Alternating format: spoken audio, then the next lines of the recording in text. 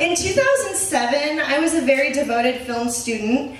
I dreamed of becoming a famous director/actor like Clint Eastwood, but quirky.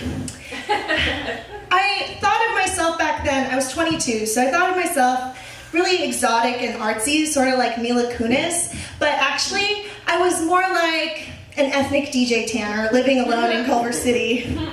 So when I'd be home alone, I sometimes would try to watch movies and stuff, but then my film student brain would get in the way. And so that's when my love for trashy reality TV began.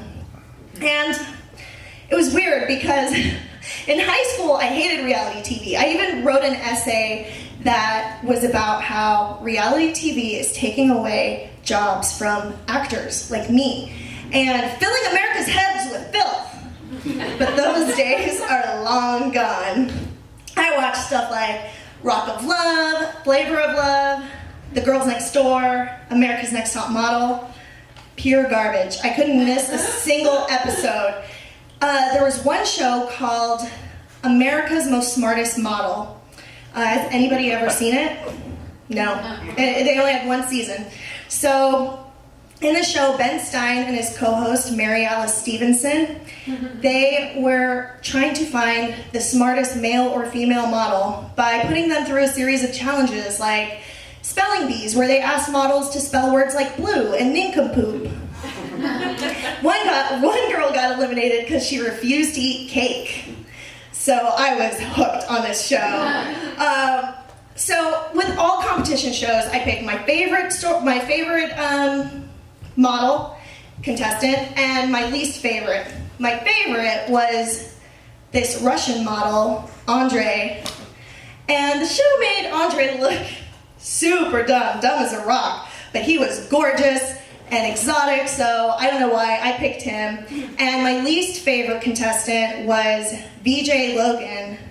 He was beautiful, but he was like a more traditional version of Zac Efron, kind of, but more boring. And in the show, all of the contestants hated VJ because he was such a brown nose, always flirting with the judges and smooth talking his way into winning all these challenges. So I was against him. And there was one episode where actually all the models had to go to this industry mixer and learn everybody's names, and then they were tested on the names at the end, and VJ was the only one who could remember anyone's names, which was so annoying to me at 22. It was just like... So the last episode comes down to Andre and VJ, and it's just so intense for me. And then they announced VJ was America's Most Smartest Model. I was so angry about it. So anyway, fast forward 7 months later, my boyfriend at the time was in a movie that premiered at Outfest, one of the largest LGBT film festivals in the country. And it was the LA release, so all of our friends came out to the screening. And then after, we went to Saddle Ranch for brunch. It was the last time I'll ever go to Saddle Ranch.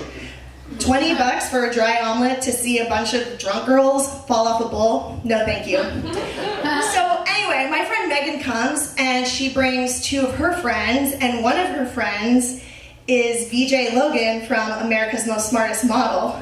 And he introduced himself. He was really nice.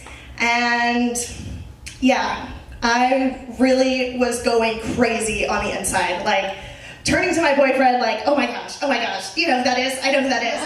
And I noticed that he remembered everybody's names at the table. And I was like, are you seeing this? This is just like the show. This is just like the show. He's remembering all our names.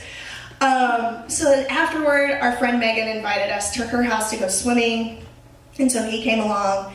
And we're in the pool, and I don't know if it was the mimosas or what, but I'm actually like, really drawn to this guy. He is so charming, so nice and charismatic, and I just decided to tell him, you know what? I watched America's Most Smartest Model, and I did not like you. They didn't make you look good. They made you look like a bad guy, and he knew. He was super cool about it. He said, yeah, they need to have a villain. It's all scripted. The other models and I are really close friends. And I guess Andre was actually suing VH1, so that might be why they never had a second season. But I was a changed girl. I mean, I never thought that spending a day drinking with a fake reality star could open up my eyes so much. So I try not to judge reality stars so harshly anymore. I mean, there are the Kardashians and the Real Housewives, which, yeah. I still judge them. I still judge them all the time.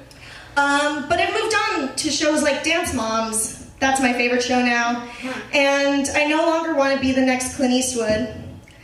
I want to be just famous enough to be on Dancing with the Stars. One day. That's my story.